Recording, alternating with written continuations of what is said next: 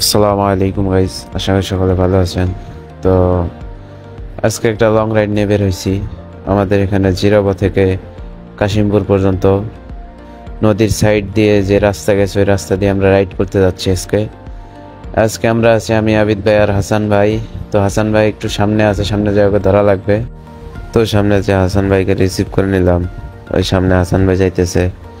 তো জিরাবার রাস্তাটা খুবই খারাপ ছিল, পানি জমা ছিল, যার কারণে আমরা এই গলি দিয়ে মেন রাস্তায় ওঠার জন্য ঢুকছি।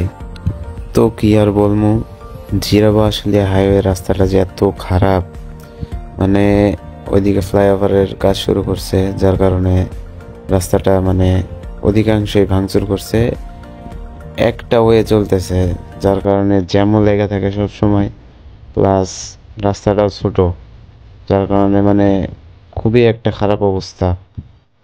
তো একটু রাস্তা পার হইতে অনেক সময় লাগলো।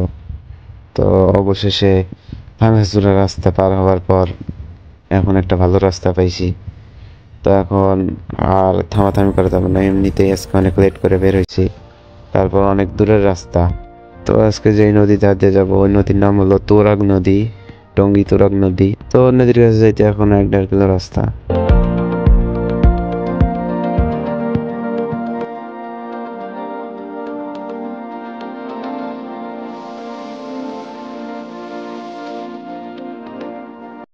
তো অনেকক্ষণ সাইকেল চালানোর পর এখন নদীর পাশেই চলে আসছি, সামনেই নদী।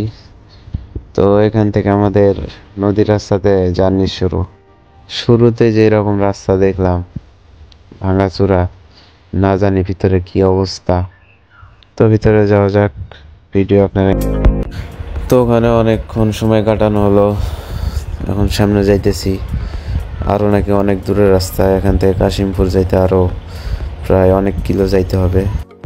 তো সামনে একটা দোকান দেখা যাইতেছে, হাসান ভাই বললো যে ভাই খারাপ, অনেক ঘেমে গেছি, গরম লাগতেছে, তো ঠান্ডা মান্ডা খাই।